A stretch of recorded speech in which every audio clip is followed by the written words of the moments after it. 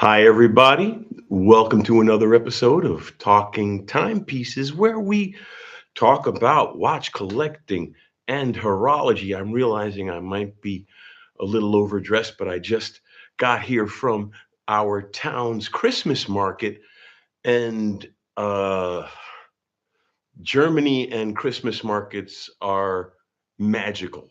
Um, the only place that has better Christmas markets, I shouldn't say better, but the only other place I would go out of my way to see the Christmas market is New York City. Um, but Wiesbaden, the small German city where I live, and yeah, you're going to have to pardon me for about 5 seconds. I'm going to lose all of this because I got to get rid of at least a layer, or I'm going to die in front of you from heat frustration. And that wouldn't be a good way to end the show. Let's get glasses and hair, and I can lose the scarf also. So we are ready for the show. I actually have some friends sitting on the couch as a live audience, but they didn't want to participate, even though I would have loved their input, because even if you don't know anything about watches, you have something to contribute when it comes to opinions about watches, because as collectors, we have to be sensitive about everyone's opinions. We don't have to acknowledge them or care, but it wouldn't hurt to understand what other people think about watches. And I always love it when I come on and they're all already, before I even start the show, I have comments. Johnny, oh, nice to see you, Johnny. And once you see it, 6896, nice to see you, my friend. And you got the Vulcan emoji. You know I'm the hardcore Star Trek, Trekkie, Trekker. I don't care. I mean, I remember, I, I'm old enough to remember when people who were into Star Trek actually cared about what euphemism you use. They may still, I don't know, if you care Trekker or Trekkie or whatever the screw, you like Star Trek. And I like Star Trek to the degree where I've got a tattoo of the Enterprise chasing the Botany Bay from the original series, Khan. Uh, Khan. So, but let's see. So we've got Warren. Hey, Warren, nice to see you, my friend. And Eric, and oh yeah, and Sage. Oh, Sage is so cool because she's sitting literally right over here. But she sent because Sage is my friend in town right now, and she's sitting right. I am going to turn the camera for a moment.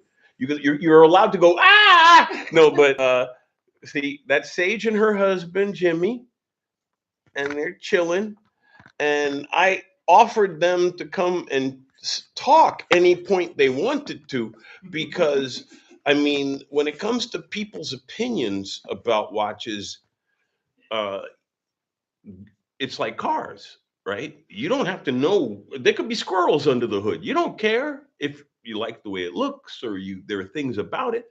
In fact, cars are arguably, well, watches too, because as Clark said, any sufficiently advanced technology is indistinguishable from magic, right? So if you were wearing a modern mechanical self-winding, or let's even go further, like you're wearing a Seiko Kinetic. So you're wearing something that's charged by your movement, quartz accuracy. I could literally tell you there are demons inside that are keeping the time, and they're telling you how much you have left to live, and you wouldn't know. And that's cars. You buy a modern car, there could literally be like trained raccoons under the hood, in synchronized mechanism movement. You don't know. You drive it to the gas station, you put gas in, you don't even see what's going in. It could be wheat pellets or something. Nah, we know. You know what I'm trying? You get my point. You get my point. What we're trying to do here is recognize that there are people who may or may not like watches, because Sage is wearing a really nice watch. So just because she's not willing to express an opinion does not mean that she does not have one. And that goes for all of your friends and all.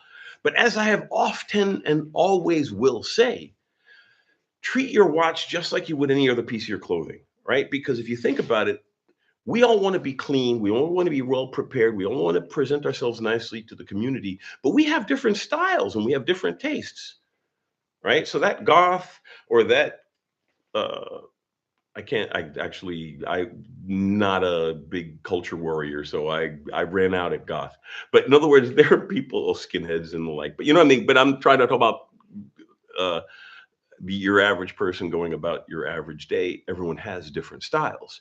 And they express their personal style, but they hope that other people resonate with that and that other people at least appreciate the effort they put into their ensemble, as it were, right?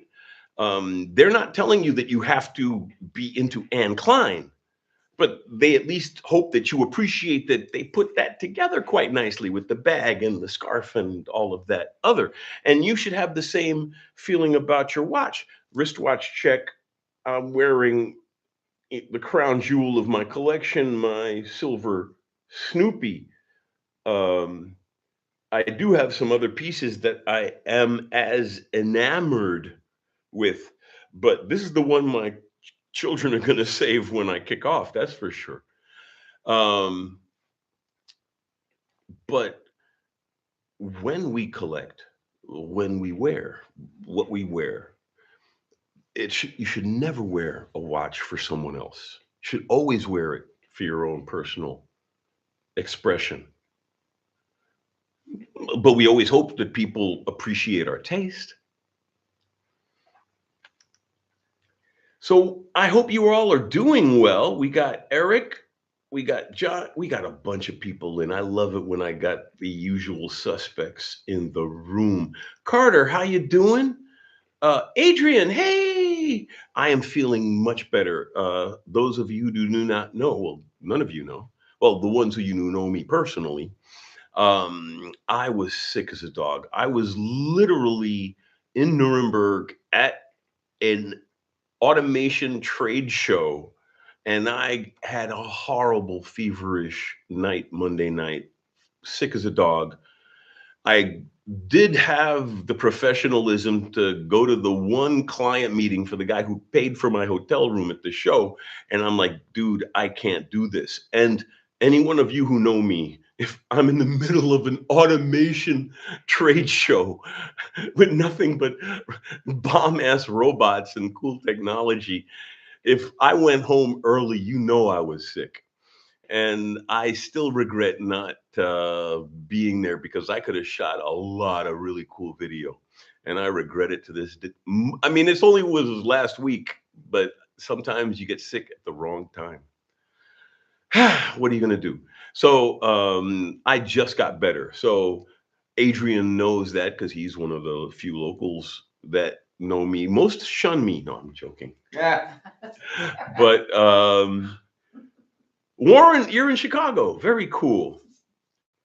Um, Tanya, hey Tanya. Tanya's an old friend from the New York Times, and we used to hang out with a very cool guy named Floyd Vasquez. See, I'm still.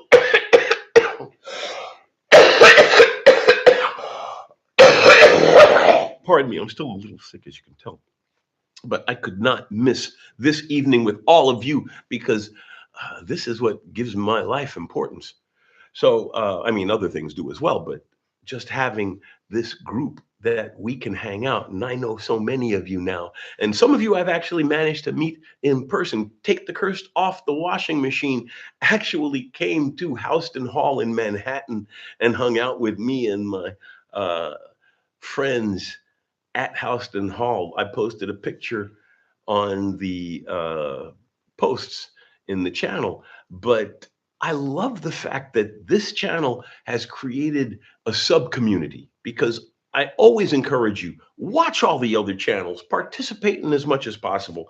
I'm just one voice in a myriad of people, and I mentioned I just officially joined the Red Bar Frankfurt chapter. They're an international. I encourage you join your local watch clubs because they tell you what's going on in your neighborhood and it gives you an opportunity to meet other people. So, oh, we're not that deep into it. Sometimes I feel bad because I totally don't talk about the topic that I posted, but we still have time. I have plenty of time to talk about watch history because actually it ties into what I'm wearing right now because the only reason this watch is even remotely interesting is because of history. Um, and watches and history are inextricably linked. Inextricably linked because as long as human beings need to know the time, in situations where the use of your hands are more beneficial, doing things other than scrolling your cell phone, like flying an airplane, driving a tank, skydiving, spelunking, name a sport. A lot of athletes. I mean, well, most athletic people who do wear watches wear like a Seiko. I mean, not a Seiko, Casio F9. You know, something lightweight, quartz, not a lot of inertia, not a lot of risk of damage in a rubber thing, but they want to see what time it is. Um, People who do sports and the like. Diver may not wear a dive watch anymore, but they're going to wear a dive computer. And timekeeping is a secondary functionality of an intelligent, smart, wearable device. So when did we start using mechanics in order to tell time? Okie dokie. A question from the studio audience, Jimmy. So, Jimmy, we started using the mechanical clock in and of itself can be dated almost back to like the Phoenicians, the Sumerians. They used things like water clocks. Okay.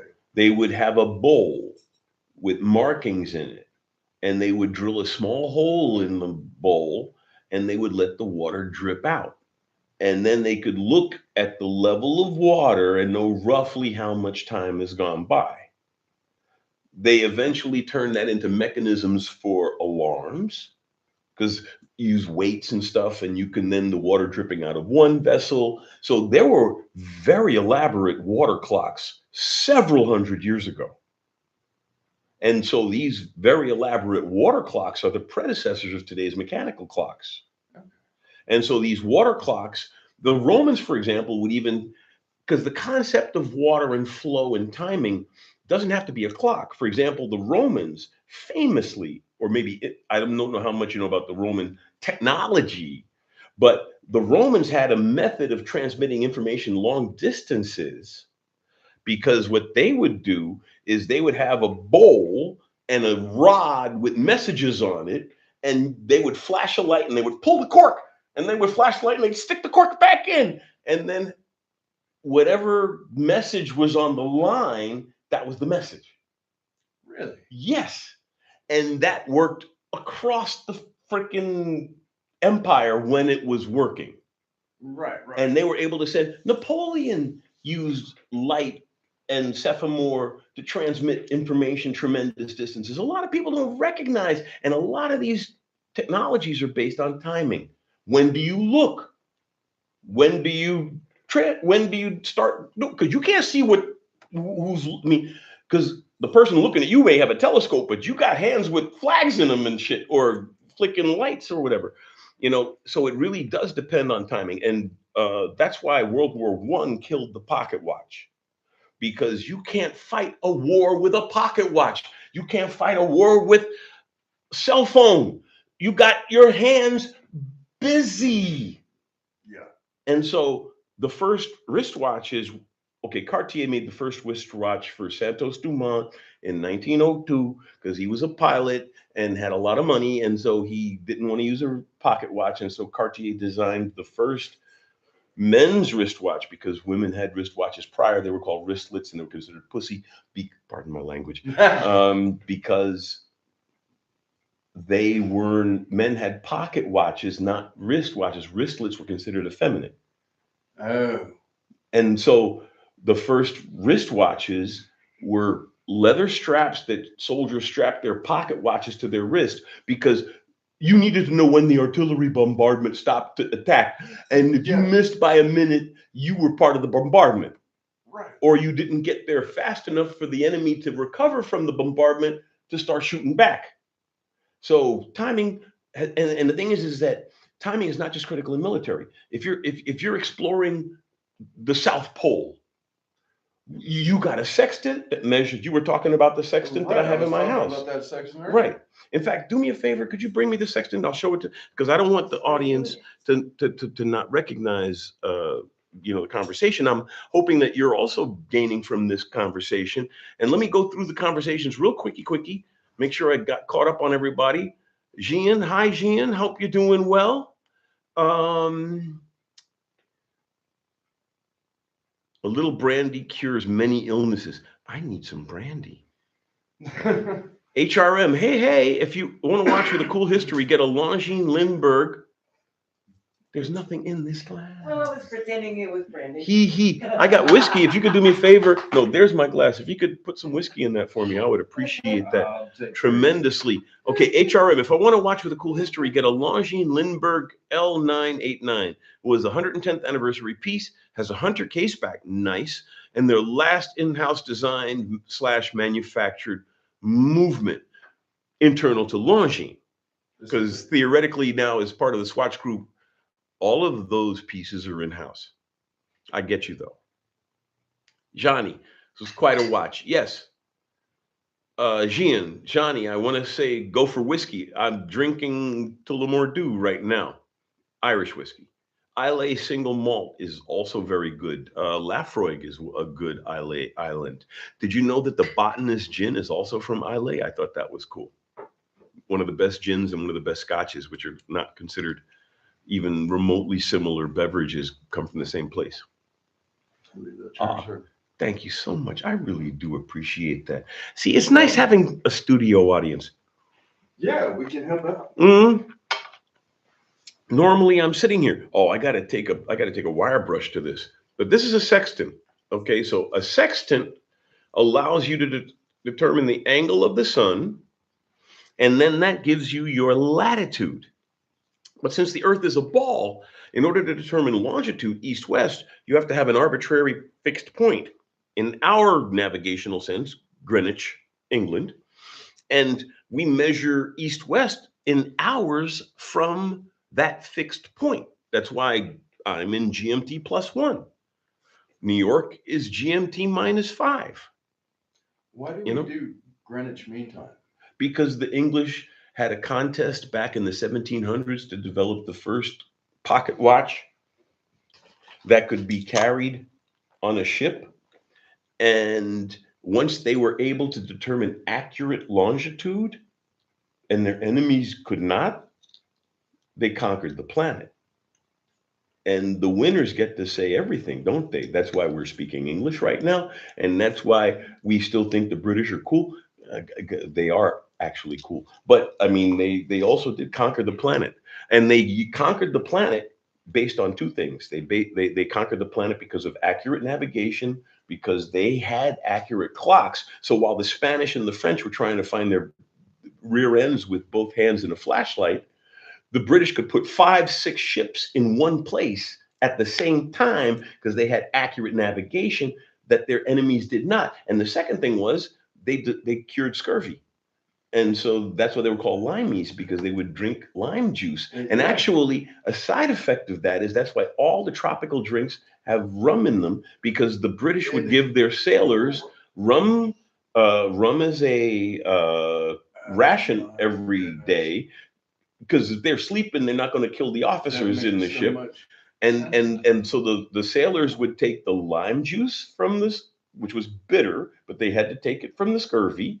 They would take their rum ration and whatever tropical fruit was on whatever island they happened to be slaughtering the populace at the time, they would mix it, and that's where we get the daiquiri and the mai tai and the I mean, the gin and tonic comes from the British occupation of the Indian Raj, because they would take quinine for malaria protection, and they would mix it because it was a very bitter drug. They'd mix it with their gin ration, and that's where the gin and tonic comes from. Wow. Yeah, yeah, yeah. But it's all tied to timekeeping because you can't conquer a planet without accurate timekeeping. And the British were the first to develop accurate clocks that could be portable, taken on ships, rough places. Because he invented the balance wheel. Because pendulum clocks you can't take on a ship. So let's look at comments, and then we'll talk some more about history. Any facts about 1, 2, 3, 4 One Directions? Hey, hey, any facts about Ireland and watches? Well, um, as I was saying, the British were the first. I don't know how much Irish was in there, but knowing the Irish, they definitely had a hand. Maybe unrecognized because of their unfortunate role within the British Empire. But there were definitely some good Irish engineers out there. I'll tell you that without even looking. Um,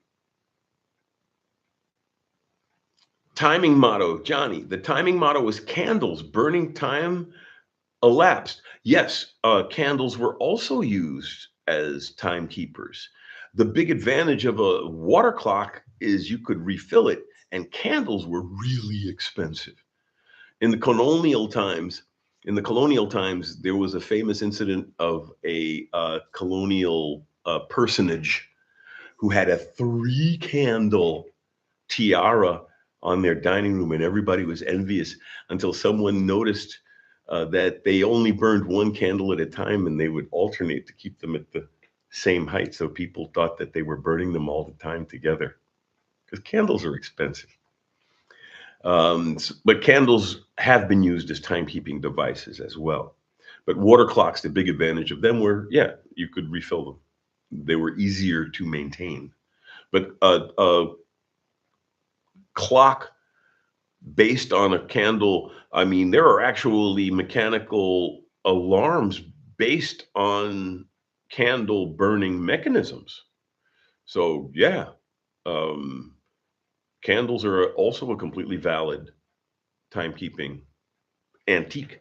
I mean, you could probably use a candle alarm today, but I don't think your insurance company would let you get away with that. Yeah, let me fall asleep with this burning flame next to my. Oh, please. So it wasn't Oh. spontaneous combustion. Well, a lot of cases of spontaneous combustion are people who fell asleep with a cigarette and their fat generated the fire. Right. And at the end of the day, it's hard to tell. So it's spontaneous. Can't, as Scotty said, I'm a Trekkie. Ooh, Trekkie. This is a shot glass from the Star Trek Experience Hotel in Las Vegas. Not the hotel, Star Trek Experience that was in the Hilton Hotel in Vegas. It's been closed a long time, but it was open for like 9 years. And they had a virtual reality ride where it was actually I would give it. It was really a very good virtual reality ride, and for the time, I'd give it an A+. They had a second one come out, which I would give a B+. Wasn't as good, more live action, but the old Star Trek thing was awesome. But my point was about you can't change the laws of physics, Captain. Scotty was fond of saying, and that's the truth. So, Lafroig, Jean, hey, well, no, I said hi already, but it never hurts to say hi again. Jean, Lafroig is awesome. You know my thing, all right. Well, the funny thing is that I spent a significant part of my wasted youth. Well, I guess it wasn't wasted then. I was a traveling salesman to the PX system in Germany. Been to every military base from Lakenheath in England to Aviano in Italy and all the ones in between when they were open in the 80s. And one of the peak positions before I left that business, you wind up working for tobacco or alcohol. And I wound up working as the sales manager for the beverage distributor for Heineken, Robert Mondavi, Gallo, Anheuser-Busch, Welch's Grape Soda, and Dr. Pepper, I forget, and some other stuff. And Lafroy was one of the companies. And I had a very good opportunity to flesh out my alcoholic background and learn about the mechanisms of alcohol. So I know how you know what adjunct grain makes what alcohol. I was lucky enough to sell all of them. So I know more about alcohol than the average human being should know that isn't a brewmaster. I joke that it makes me an executive alcoholic because I used to actually be involved in the industry. I mean, I've been to the Hertogenbosch brewery where they make all the export Heineken, and I've been in the VIP bar, which is literally all brass plated. Like everything except the floor is made out of freaking black brass, and the cigars all have Heineken paper labels on them. We even went to the fermentation room, and they're like, we're in the room with them, and they're like, do you know why only people we allow, or team or company people in this room? And we're like, no, because he says because it's comically dangerous. And he lights a lighter and he lowers it, and it goes out like at right above waist level. And he goes, yeah, the room is swimming in carbon dioxide. If you bent over, you'd be dead in like 30 seconds. And we're like, good to know. And we moved on. Yeah, but now I'm a very lucky man. That's why I can be a connoisseur about alcohol because I'm lucky enough to have an in-depth knowledge of the back end. So, Tanya, I love Tullamore Dew, but for Scotch, I'm a Highland Park. Well, the thing is that the nice thing about that is I have a completely different, like I like Bunnahabhain, and I mean I like some really nice Scotches, but I like some nice Irishes. And around the house, I like to drink an Irish because that way, if I drink something else, the smoke from the Scotch isn't like impacting it. So, but no, I love me a good Scotch, please. Next time over in New York, we'll go Scotch hunting. I just saw Tanya the last time we were I was in New York about a week or two ago. I was when I got to and take the curse off the washing machine. I bumped into him as well. He came out of his way to come hang out with us at Houston Hall that day. Pardon me. I'm still recovering from your knowledge of the back end. Ha he he. No drip Johnny. Hey, am I a pilot? I wish I were a pilot. I mean, the nice thing about it is I'm getting to the point in my life where once I retire, I can do shit that I would actually enjoy for me. Although I gotta just give up on the fantasy. I'm never gonna retire. I'm in one of the few occupations on the planet that you can literally die in your office. I am a lucky man. I'm the editor in chief, among other side gigs. I'm editor in chief of the IEEE Power Electronics magazine. I could literally go stirrups out on that job whenever it happens, unless I do something egregious and they drive me out like, Homer Simpson in the Stonecutters. Shame, But no, I love what I do for a living, and I'm lucky enough to be in a vocation where age does not matter. And as an electronics engineering journalist, I also take a great deal of satisfaction in this chaotic political world. The electrons don't have any politics, and I can, just talk about electronic engineering and be an aggressive and effective journalist in that space. And I guess it's a luxury that I can avoid that. But then again, that's something I said often about watches is watches have no politics. The watch doesn't care. Um, we put our shadows on everything. So let's talk about watches and enjoy one another's company. That's what we're here for. Um, Finlay Rankin, have I any thoughts on the Universal Genève pole router? I hope that's one of the first releases Breitling does. Because I don't know if you know, but Breitling bought Universal Genève and they bought it a couple of years back, which means they're actually trying to do it right. I would love to see a new pole router. I'd buy an old pole router if I found one in a good condition and someone magically gave me a really good price. Because the problem with a watch like the pole router is anybody who owns one of any quality knows exactly what it's worth. You aren't getting a penny in haggling on a pole router.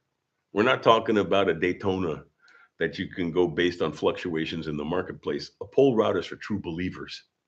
Anybody who owns a pole router, who wants a pole router, not a lot of haggling going on. Probably. Oh, but I love talking about stuff like that. I mean, because Universal Genève, I can't wait to see what Breitling's going to do with them. Gian, I heard about the candles. They use sundial. Well, sundials also is well. I think you're conflating some technologies because the sundial works from the sun.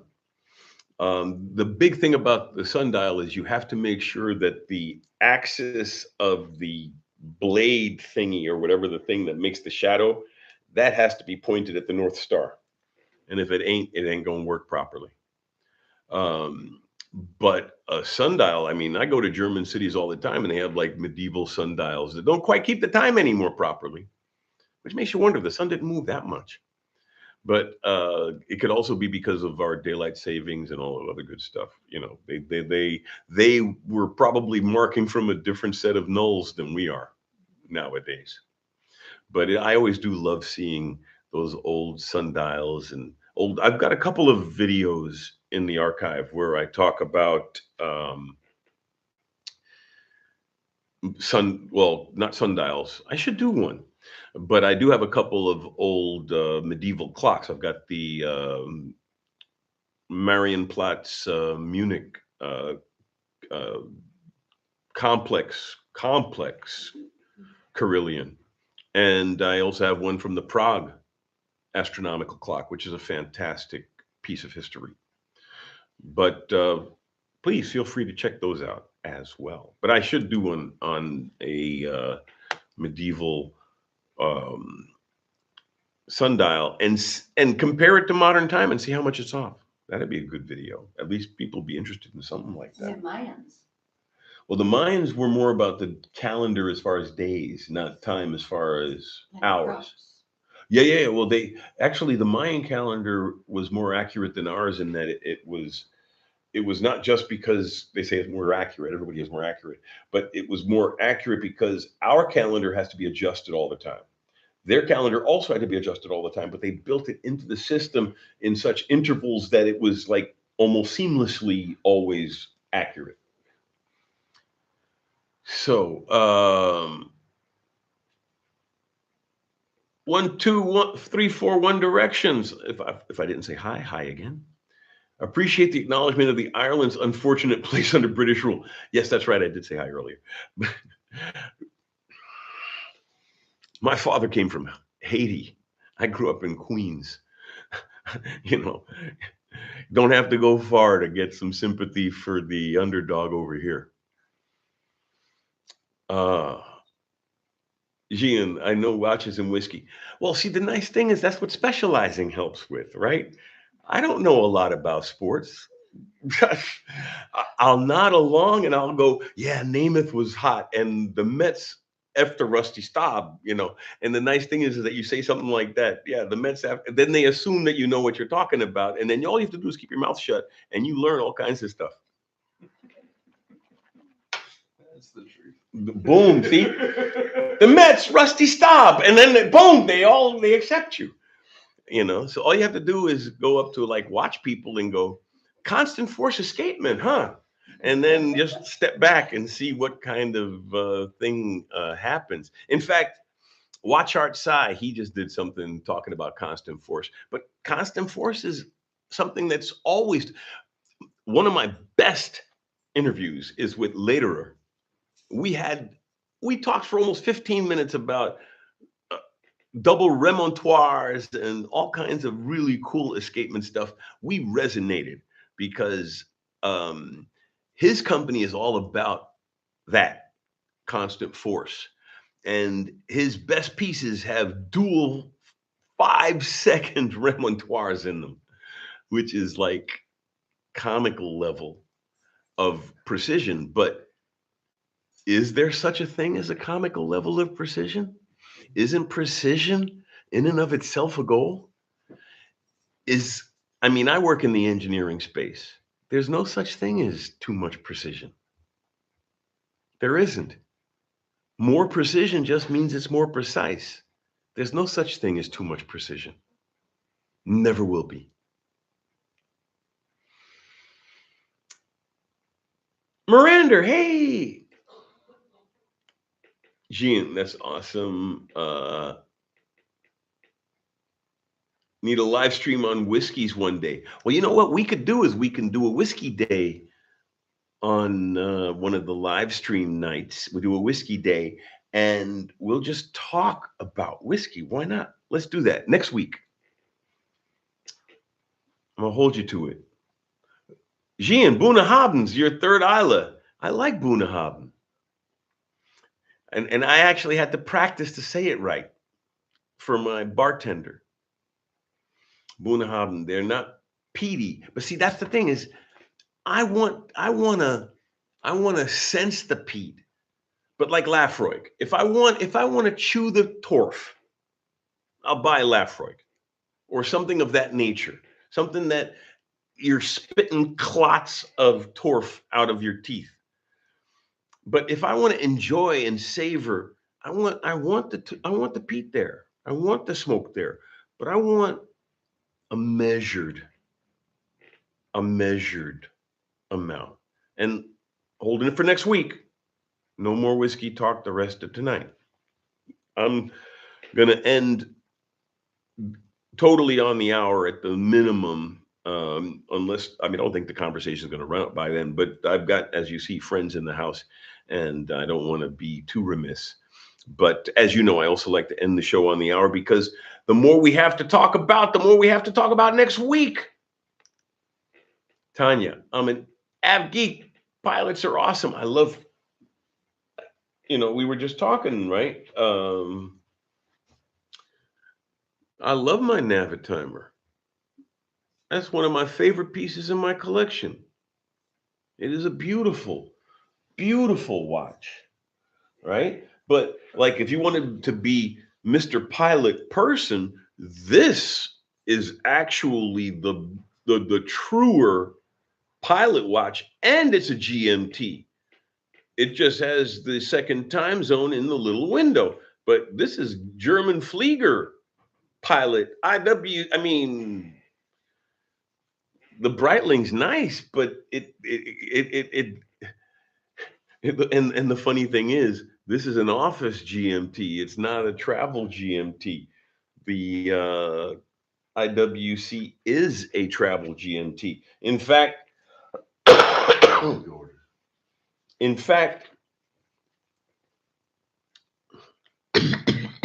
see, I'm still sick. My Mont Blanc, Nicholas Rusek, is a travel GMT, mono pusher chronograph. Do I have any other GMTs before I? No, any other. How many GMTs do you need? Actually, I want all the GMTs. But oh, I just picked up a new GMT. Could you do me a humongous favor? In the case, right there is a Seiko. I finally bit the bullet and I bought another Seiko. Primar okay, primarily because it's a cool piece. It's a limited edition. The Seiko right there, right there, there. That's one. This one? Above. That This, one. this, Thank you, sir. no, bro. I just bought this Seiko Presage GMT automatic power reserve. Let me move the hands around a little because it ran down, so it's not like I have to worry about. I'll reset it another time. There we go. So I just picked this up, and I'm very pleased with it. GMT. And this is a travel GMT. And my Breitling Navitimer, which is supposed to be the quintessential pilot's watch, is an office GMT. I mean, this is an early generation GMT based on the Value 7750. They didn't have a lot of flexibility there, but just showing you. But back to the topic, history and watches. The most historic piece I have, pardon me, is my Bull of Accutron, which needs a battery, which is why the second hand is stationary instead of its beautiful sweep that it's known for. But you can see the coils and all. And Accutron has been spun, I wouldn't say spun off, because it's still under the Citizen Group. But Bulova, the Accutron is no longer considered under Bulova. Accutron is its own brand now. And they just reintroduced the Accutron. They want 5K for it, which is a lot of money, but it is a unique movement and it has a tremendous amount of horological history. So, what are you going to do? I'm going to keep my eyes open, and if I can find one new, I shouldn't say new, but I mean, I can find a new one used, I'd be willing to pay 3,500 for one of these. They are worth it. It's a unique movement, a tremendous amount of history. I might even be able to talk myself into 5K one day because it really is something special. It really is. It is a completely unique movement. No one else has it. It is the movement that was the leap between mechanical and quartz.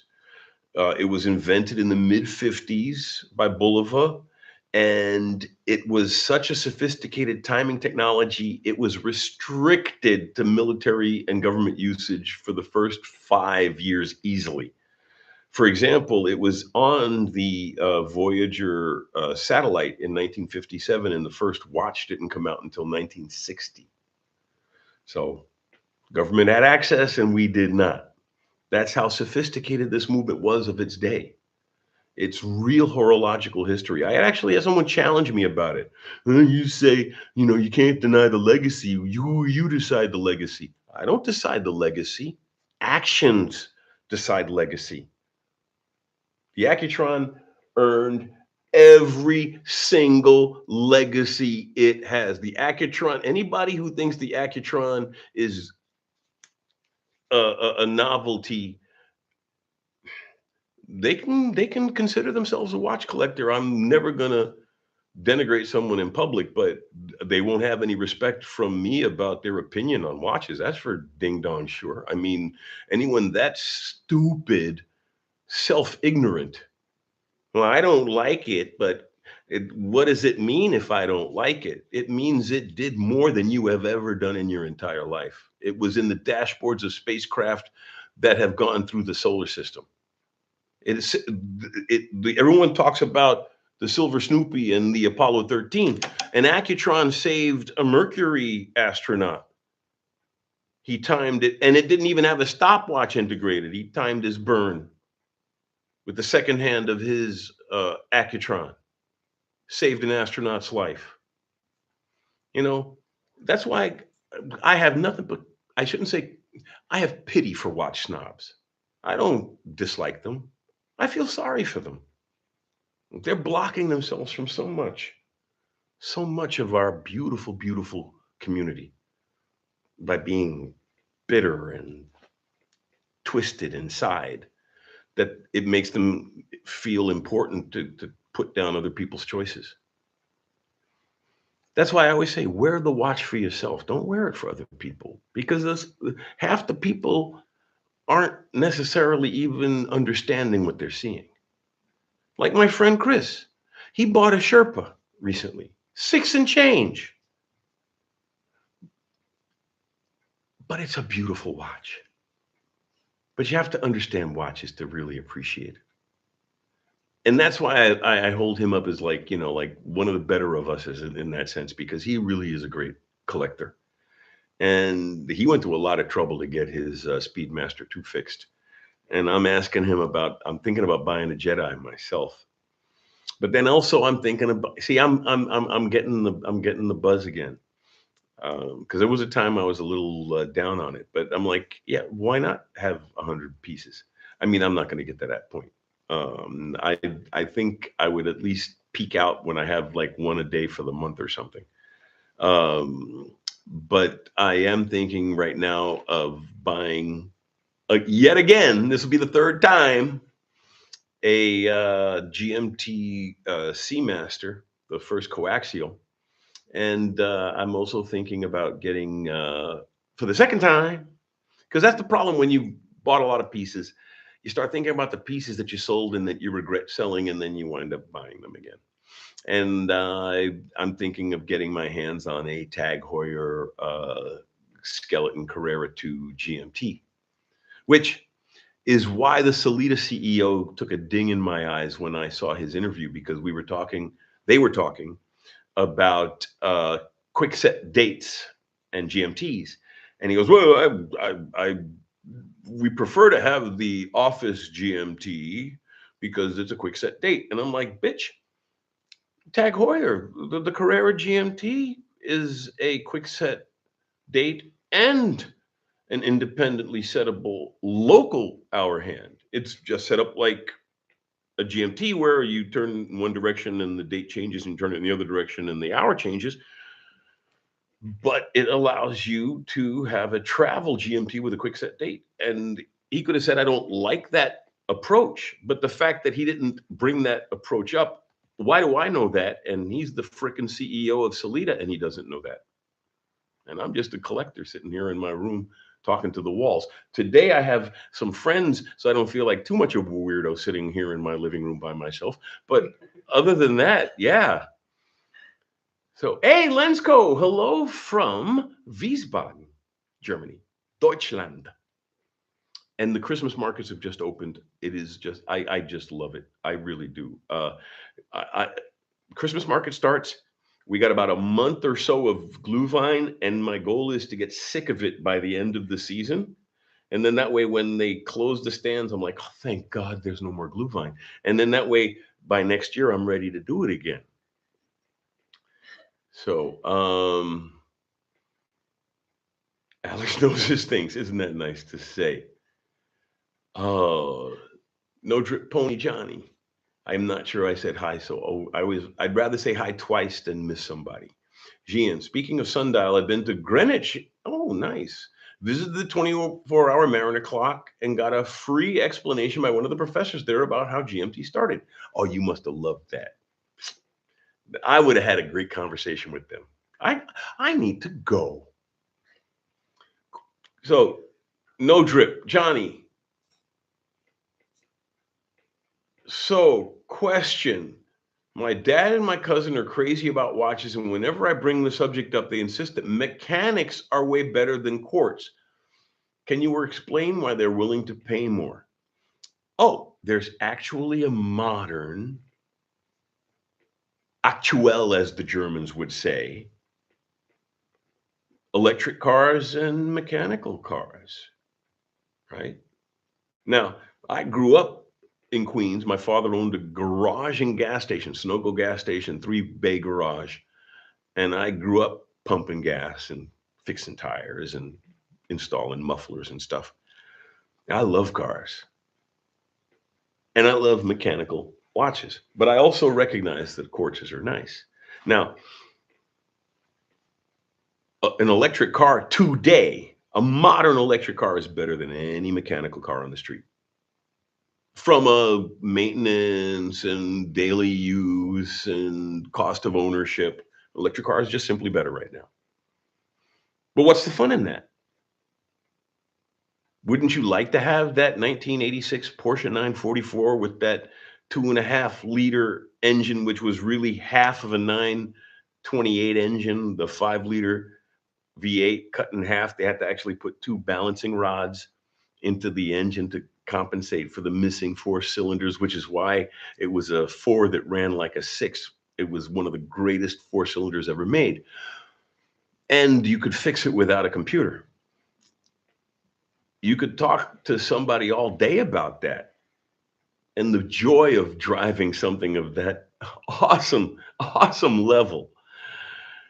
And then someone's got my brother-in-law. He owns an i3 BMW. He loves it.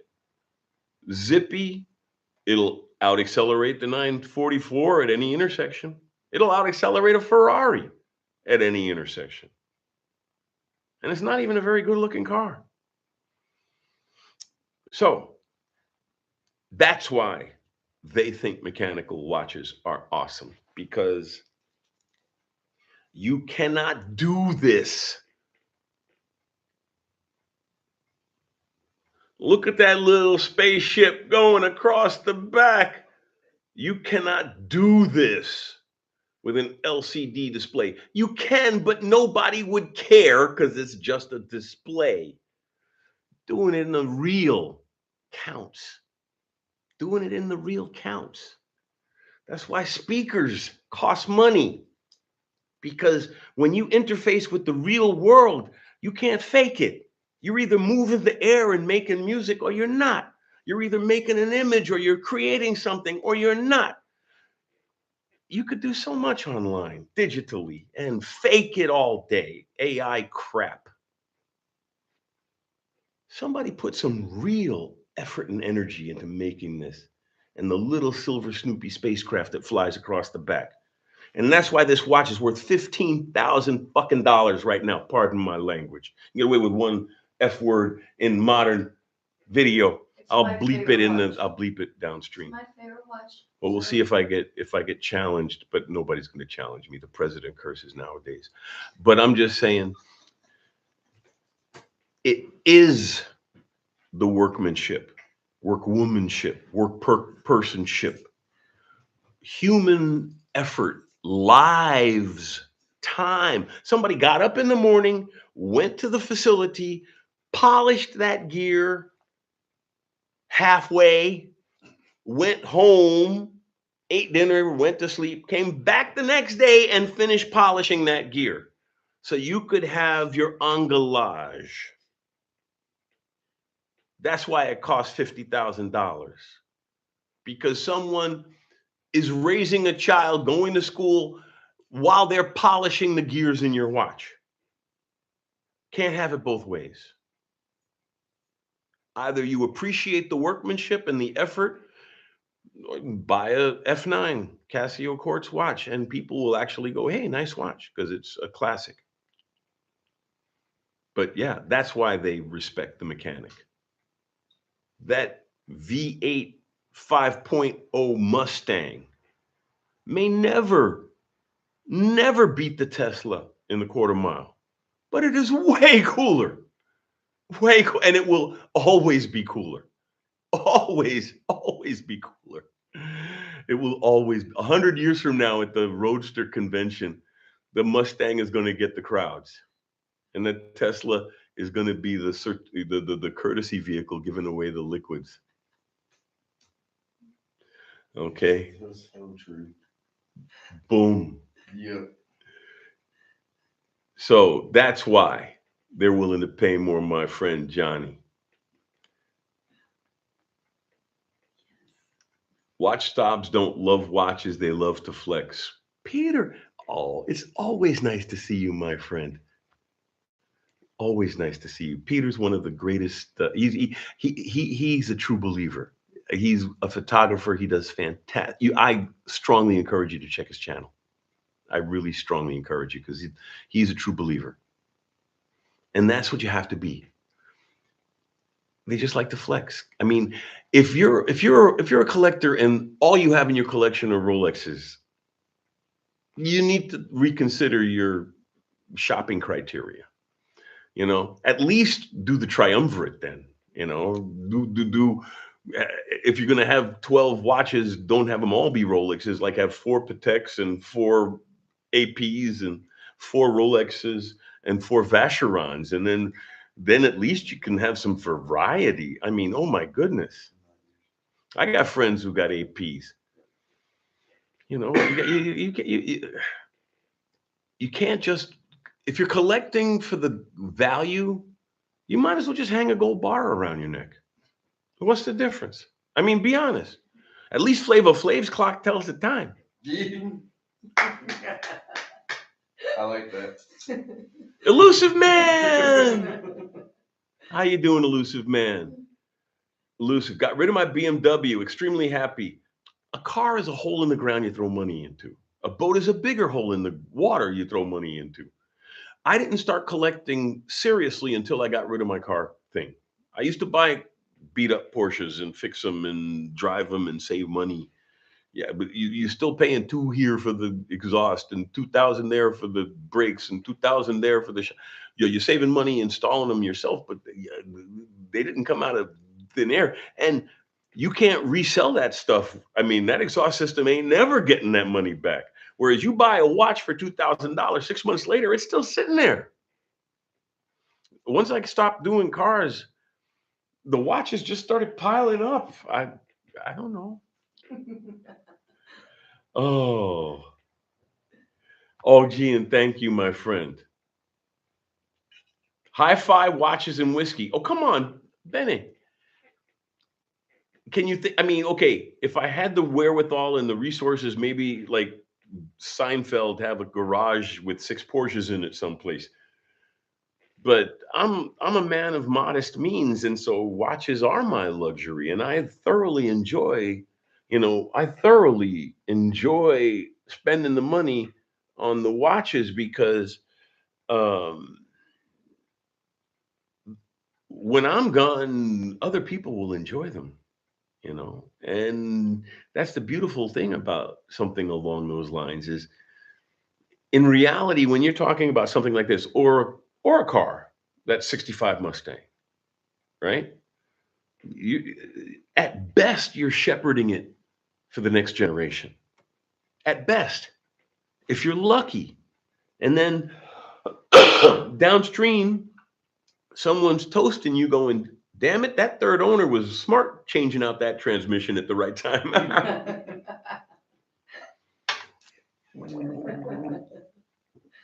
So it's the same with watches. Like some of you know, and some of you may not know. Oh, and we're at the top of the hour. So I'm gonna tell this story and I'm gonna shut off. And everybody take care. But I'm gonna tell this story, I'm gonna click off. Some of you know and some of you don't know. I had bought a gold president day date from my ex because she wanted to sell it to buy a car, and it would belong to her father, which was of course, my kid's grandfather. So I don't like yellow gold, but I bought it from her. I didn't buy it completely. I gave her a down payment because she wanted 16, and I gave her five and change down. And at least it was an interest-free loan because I'm always saying don't buy watches on credit. But if you can get an interest-free loan, that's different. And I started paying, but she changed her mind. Which the only reason I was going to buy it from her was to keep it in the family. And if she changed her mind, that means she's going to keep it, which means it stays in the family, and I've accomplished my purpose, and I got my down payment back. So that was my final story about collecting because sometimes you have to be opportunistic. And now I got my war chest back, which is why I'm looking at that Tag Heuer skeleton. And I'm also looking at my third Seamaster GMT, but I don't wear it enough. But then I sell it. But then I realize I really like owning one, so I'm going to probably buy it. So those are the two pieces I have on my horizon. Let's talk next week. We'll talk about whiskey and watches. Take care, everybody. Love you all. Have a fantastic week. And most importantly, you're the public transport lady. I know, Tanya. Take care, everybody. Live long and prosper. And as I was about to say, have a fantastic evening.